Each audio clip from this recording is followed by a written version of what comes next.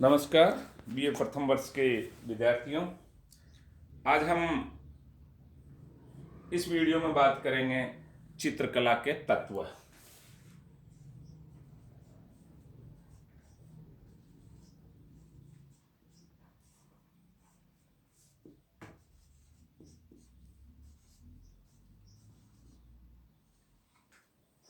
यानी चित्रकला के तत्व। एक चित्र बनाने में क्या क्या तत्व उसमें काम में लेते हैं।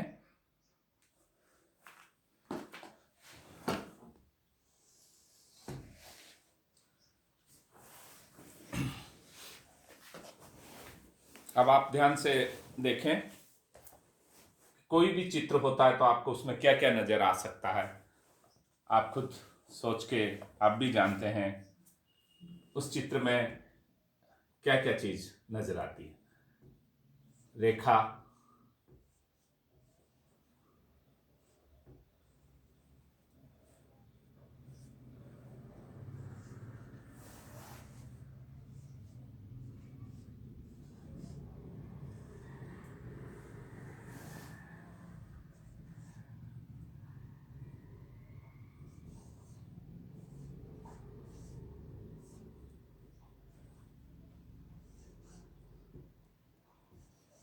तान,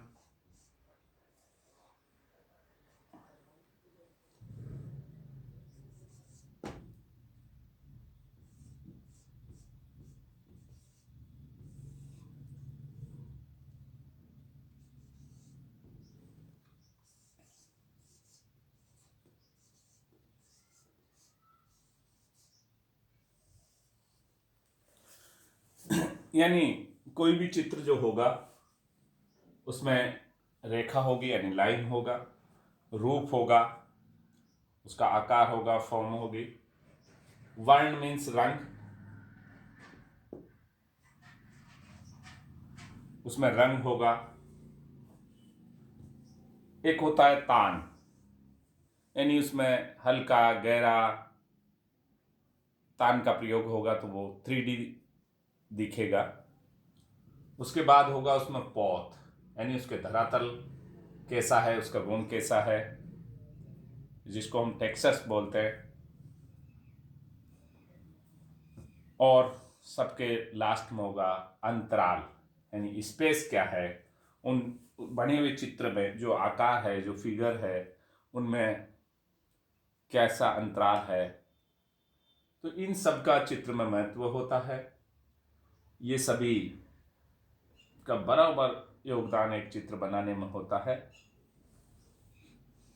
इन 6 तत्वों से मिलके एक अच्छा चित्र बनता है। अब हम इनको विस्तार से जब बात करेंगे तो सबसे पहले रेखा के बारे में बात करेंगे।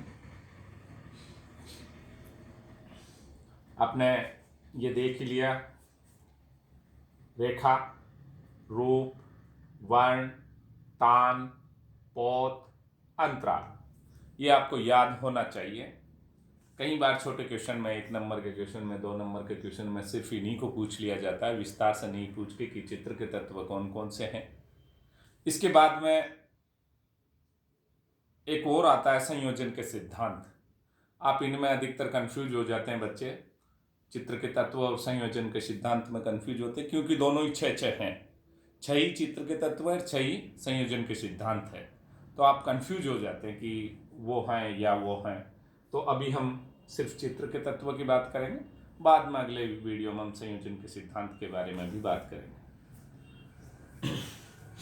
तो मैं सब मिटा देता हूं।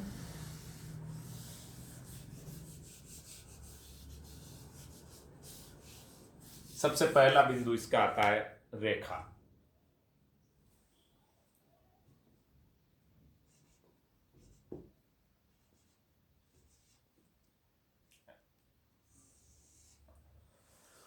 रेखा क्या है, मतलब क्या, किसको रेखा बोलेंगे?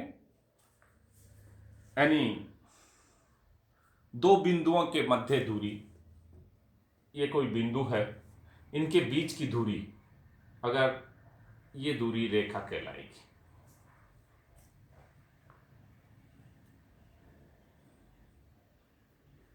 चाहे तो ये बिंदुओं के माध्यम से भी प्रदर्शित किया जा सकता है, तो भी हमें लाइन का आभास होगा। ये भी लाइन हो सकती है, चित्रकला में इसको भी लाइन माना गया है। बिंदु बिंदु डॉट डॉट भी अगर आप लगा के बनाते हैं तो, यानी दो बिंदुओं के मध्य दूरी को रेखा कहते हैं। मैं बाद में आपको पीडीएफ जब शेयर करूंगा उसमें सारी चीजें अच्छे से डाल दूंगा।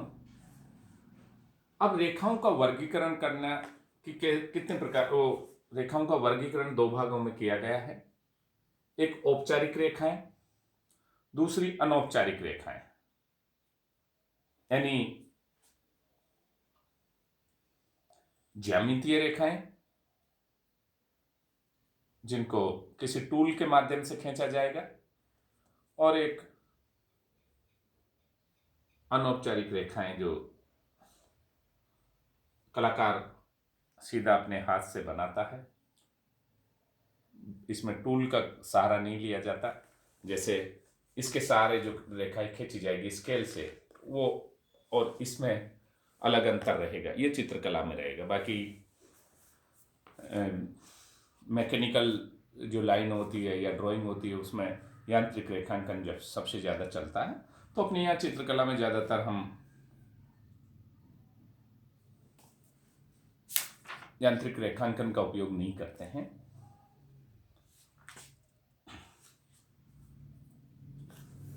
अब इनमें जो रेखाएं होती है वो 7 प्रकार की होगी,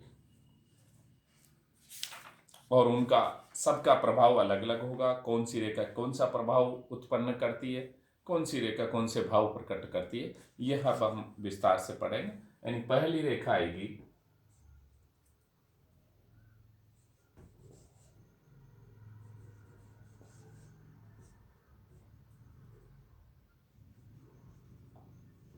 खड़ी रेखा।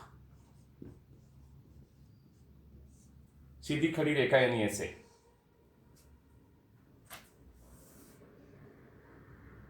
या लंबवत रेखा भी इसको कहते हैं।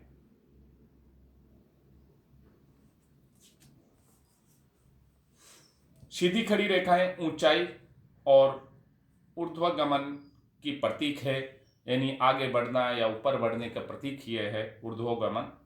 जैसे पेड़ सीधा खड़ा होता है, व्यक्ति खड़ा है, या कोई अपने विजय स्तंभ है, तो उसका एक अलग महत्व। विजय स्तंभ को आप यूं मान लीजिए कि अगर वो आड़ा बना होता घरों की तरह, और तो क्या भाव प्रकट करता, वो इस लाइन में होता। ऐसे ना हो कि विजय स्तंभ अगर यूं होता तो शायद इतना प्रभाव उत्पन्न नहीं कर पाता, इसमें स्थिरता आ जाती।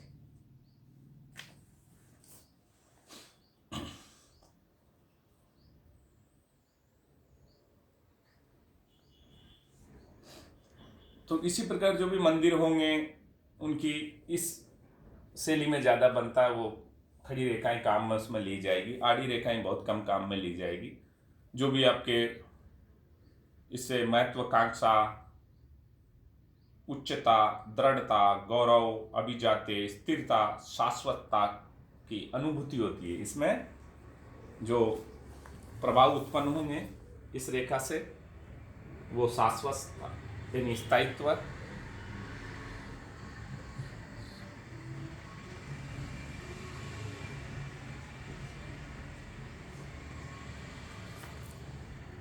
महत्वाकांक्षा,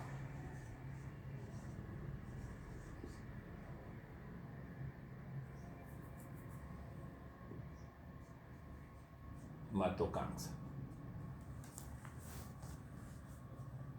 स्थिरता,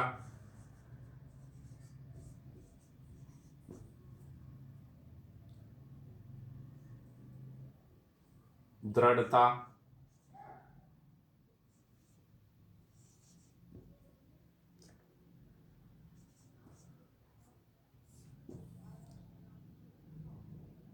गौरव,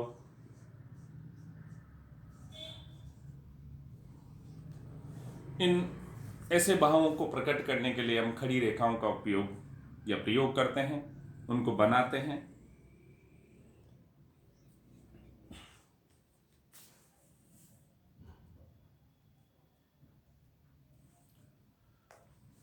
यानी जो सीधी खड़ी रेखा है वो शाश्वतता, महत्वाकांक्षा, स्थिरता, दृढ़ता, गौरव, अभिजातीय, स्थिरता, कई सारे भाव प्रकट करती है।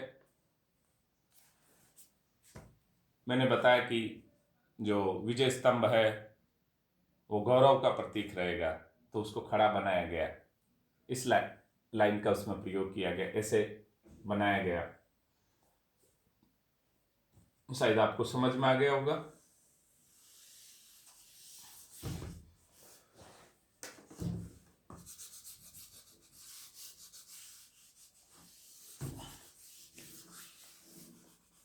इसके बाद नंबर 2 जो लाइन आएगी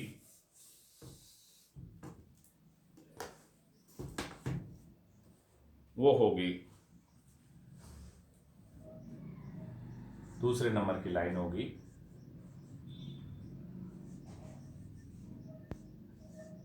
सीधी, वो खड़ी थी, ये पड़ी रेखा, या इसको रेखा या इसको कहेंगे क्षितिज रेखा, क्षैतिज रेखा।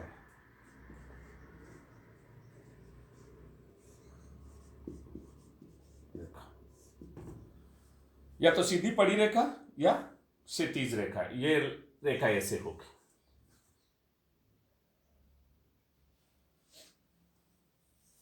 ये किसी भी चीज को धरातल प्रदान करती है और एक क्षितिज में के रूप, क्षितिज के समानांतर ये चलती है। यानी क्षितिज आप जानते होंगे जहां आसमान और पृथ्वी मिलते हुए नजर आते, तो वहां ऐसी लाइन आपको बनेगी।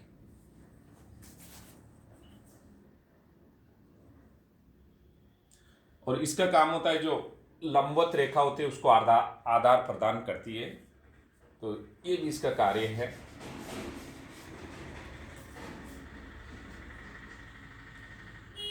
और इसमें मनुष्य विश्राम अथवा सुस्तावस्था में क्षितिज स्थित होता है।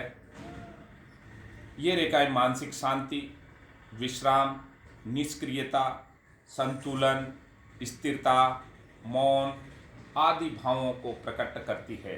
यानी आपके मानसिक शांति, रिलैक्स, विश्राम, निष्क्रियता, आलसीपना जिसे कहेंगे, संतुलन, बैलेंस बनाने में, स्थिरता, मौन आदि भावों को ये प्रकट करती है।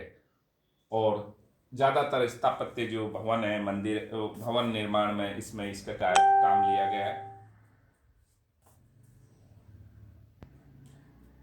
इसी रेखा के माध्यम से कलाकार क्षितिज की दूरी, आकाश के अनंतता, समुद्र का विस्तार आदि दर्शाता है।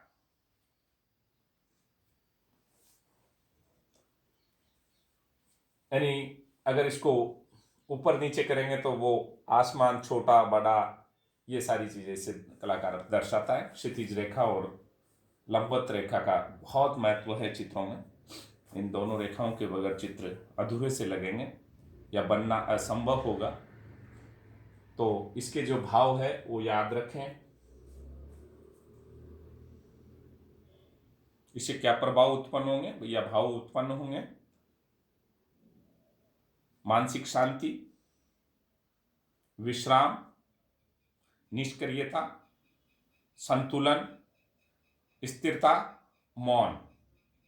संतुलन में हम देखेंगे तो आगरा का जो ताजमहल है वो इसी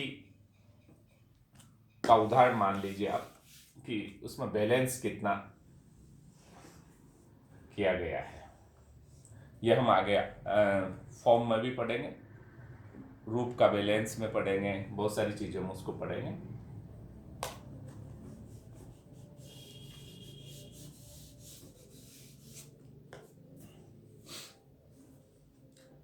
तीसरी रेखा के बारे में, रेखा लिख देता हूं।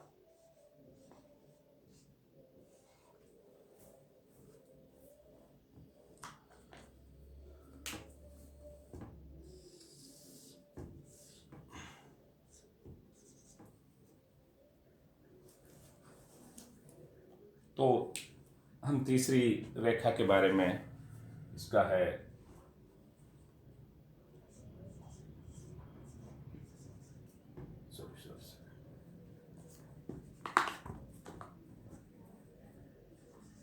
तिरछी रेखा।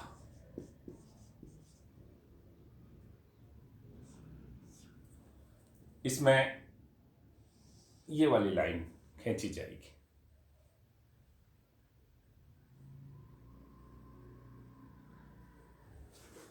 यानी आपको ध्यान हो तो डांस फॉर्म में ये सबसे ज़्यादा काम में ली जाएगी। नृत्य के आपको चित्र बनाने हैं तो ये रेखाएं उसमें सबसे ज़्यादा काम आती है। ये तिरछी रेखाएं अंतराल में तिरछी व आड़ी खींची जाती है, या इसे कर्णवत रेखा भी कहा जाता है। सर्वाधिक क्रियाशीलता की स्थिति में मानव शरीर कर्णवत गति प्राप्त करता है, जैसे दौड़ने की स्थिति, नृत्य, खेलकूद आदि में हाथ पैर घुटने आदियों की स्थिति कर्णवत हो जाती है। अतः ऐसी रेखाएं गति, उत्तेजना,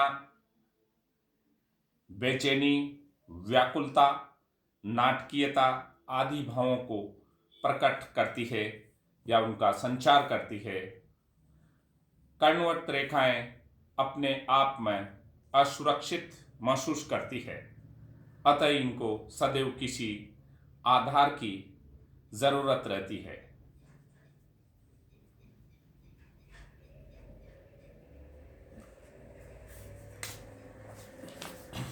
यानी डांस वगैरह या व्याकुलता, ये इससे हम नाटकीयता में इनको उपयोग में करते हैं, और इससे जो भाव प्रकट होते हैं मैंने बताया, गति, उत्तेजना, बेचैनी, व्याकुलता, नाटकीयता, ये इससे भाव प्रकट होते हैं।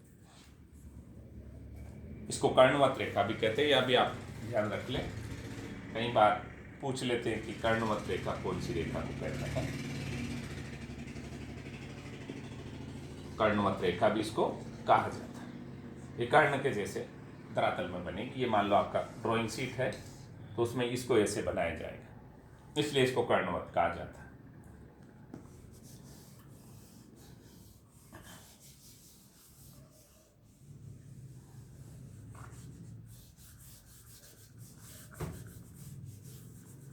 मैं बहुत जल्दी जल्दी बता रहा हूं क्योंकि फिर अब वीडियो बहुत बड़ा हो जाता है तो आपको दिक्कत आती है।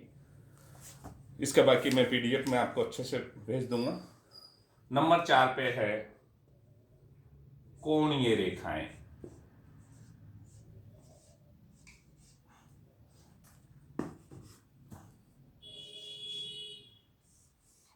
कोणीय रेखाएं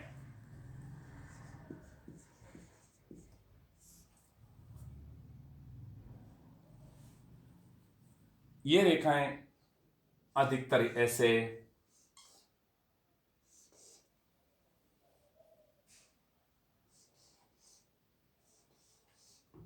पहाड़वादी दिखाने में जैसे काम आती है। ये कोण बनाती हुई दो लाइनें एक जगह से मिल जाती है और ये लाइन चलती चलती घूम जाती है, तो ये कोणीय रेखाएं हैं, जैसे कोण बनाती हुई प्रतीत होती है। और इसको अगर हम डिफाइन करेंगे तो जो रेखाएं शीघ्रता से दिशा परिवर्तित करती है वे रेखाएं कोणीय रेखाएं कहलाती है। इनकी गति में असमानता होती है। ये रेखाएं अस्पष्टता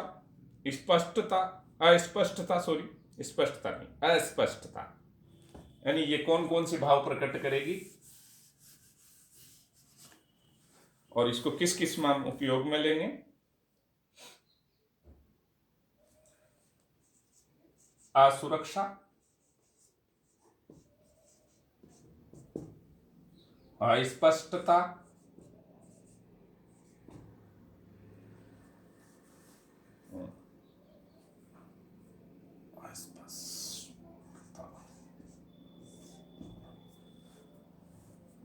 व्याकुलता,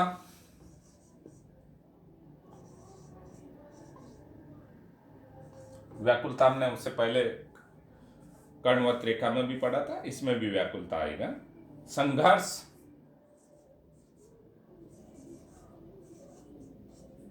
संघर्ष, क्षणिकता, आघात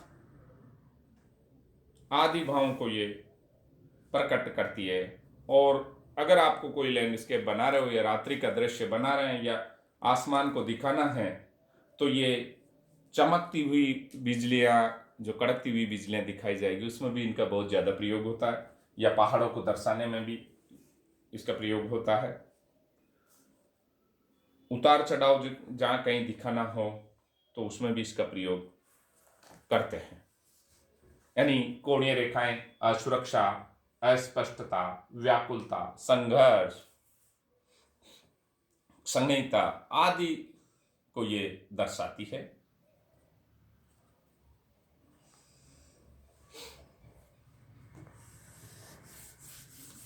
पहाड़ों के उतार चढ़ाव को इसी से दर्शाया जाता है। अगर आप बहुत सी लाइन खींच देंगे तो पहाड़ का ऑटोमेटिक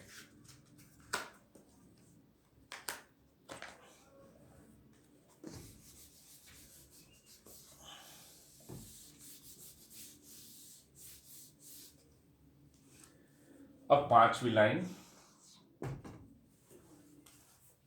ये है एक पुंजीय रेखा।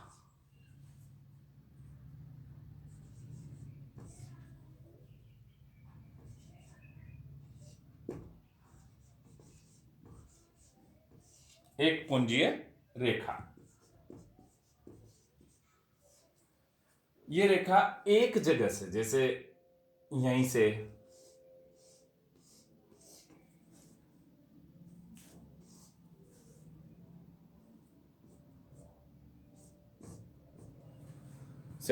इसको दिखाया जाता है। आपको लग रहा होगा क्या बन गया गुलदस्ता, अगर ऐसा करके हम यहाँ यूं यूं कर देते हैं तो ये गुलदस्ता है, फ्लावर है आदि, पेड़ है, ऐसा दिखाने में ये सहायक होती है, काम आती है। एक मुझे रेखाएं क्या क्या काम आती है? ये रेखाएं शोभा, प्रसार, स्वच्छंदता, लिप्तता, अभिलाषा आदि भावों को प्रकट करती है। और इससे प्रकृति की सुंदरता, उसकी स्वतंत्रता, उसका विस्तार, गुलदस्ते, फूल आदि को इससे बनाया जाता है। फ्लावर्स या गुलदस्ते में कहीं बनाने हो, वृक्ष है, फूलों से लदे हुए वृक्ष बनाने, तो ये रेखाएं होगी, एक पुंजी रेखाएं, फल वल्लभ, ऐसे इसको बनाया जाएगा। तो इससे जो भाव प्रकट होंगे वो रहेंगे शोभा,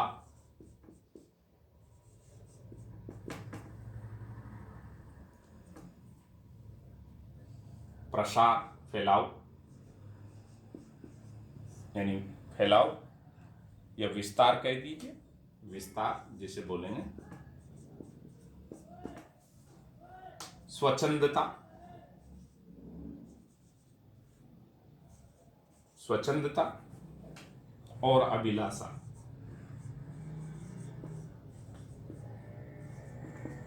ये भाव इससे प्रकट होते हैं।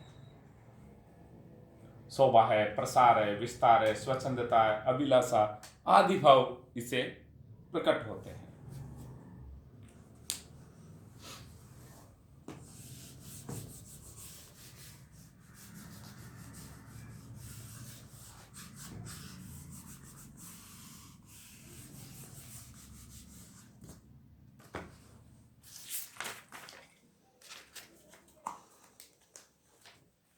अब नंबर 6 की जो लाइन है वो आएगी वक्रा,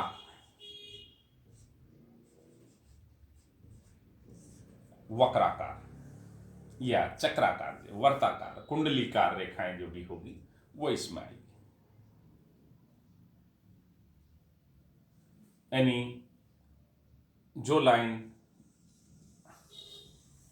ऐसे चलेगी वो इसको चाहे वक्राकार को, वर्ताकार को हो, कुंडलीकार को हो, सर्पाकार लाइन भी इसको कहते हैं।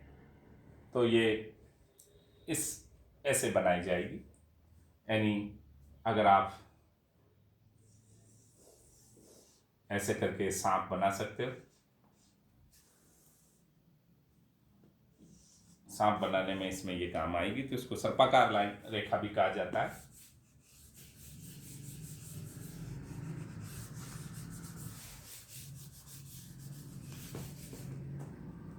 ये लाइन ऐसे ऐसे ऐसे ऐसे आप परीक्षा में ऐसे इसकी ड्राइंग भी बनाना, सभी लाइंस की कौन कौन सी है, और ये क्वेश्चन जरूर आता है अधिकतर। और इससे कौन कौन से भाव प्रकट होंगे? पहला गति चल रही है तो गति, इसमें मोशन दिखाई दे रहा है। दूसरा है उत्तेजना, उत्तेजना।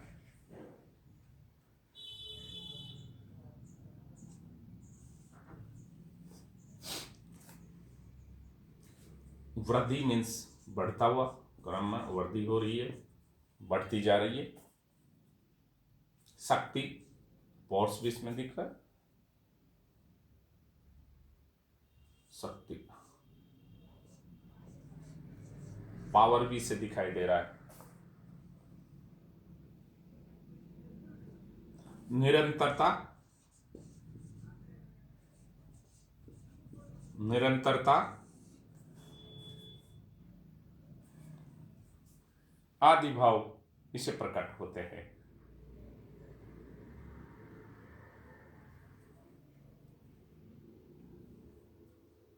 तो ये चीजें इसे दिखाया जाता है। आपको गति, वृद्धि, शक्ति, निरंतरता आदि जो भाव है, पावर आदि दिखाने के लिए हम इस लाइन का उपयोग करते हैं। यानी इसको सर्पाकार, वक्राकार, वर्ताकार, कुंडलीकार, सर्पाकार लाइन, कई नाम से इसको जाना जाता है, मगर वर्गाकार लाइन के इसको बताएंगे।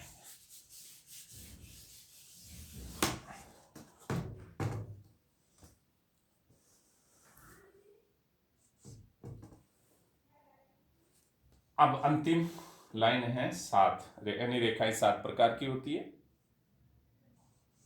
परवाही रेखा,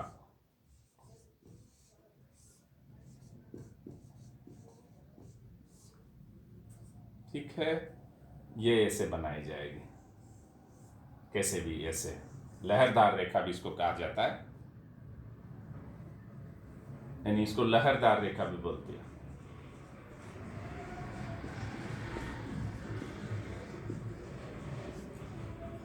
इसको समुद्र की लहरों को बनाने मेरे काम में लिया जाता है। नदी की प्रवाह लयात्मकता इससे दिखाई जाती है, यानी नदी, समुद्र की लहरें दिखाने में इसका उपयोग होता है। तो इसे गति, माधुर्य, लावण्य यानी ग्रेस दिखाने में इसका उपयोग होता है।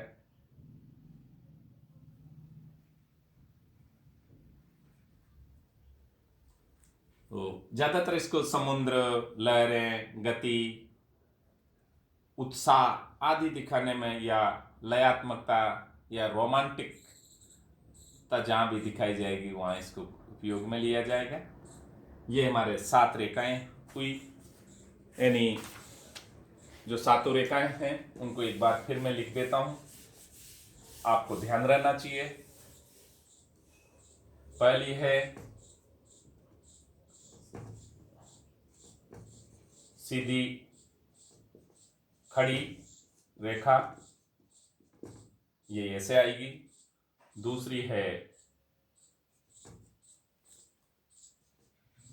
सीधी पड़ी रेखा, यानी क्षितिज रेखा, रेखा में नहीं लिख रहा, ये है। नंबर 3 तिरछी रेखा या कर्णवर्त रेखा जिसको बोलते हैं, तिरछी, तो ये ऐसे आएगी। चौथी आएगी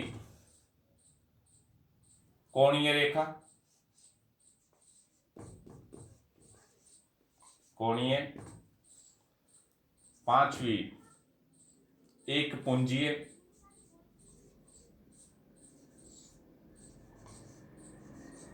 एक पुंजीय रेखा।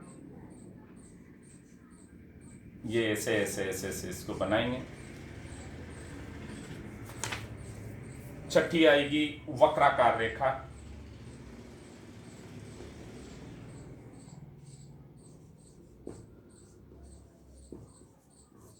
ये 6 नंबर की रेखा है। वक्राकार ऐसे ऐसे ऐसे ऐसे जो बनेगी। और अंतिम रेखा 7 नंबर की है, परवाही रेखा, जो भी अभी हमने पढ़ी, परवाही रेखा। ये ऐसे लहरदार रेखा बनेगी। ये आप ध्यान रहे, इन रेखाओं को अच्छे से पढ़ें। मैं बाद में PDF डाल दूंगा, उसमें और विस्तार से आप पढ़ लेना। धन्यवाद, थैंक यू।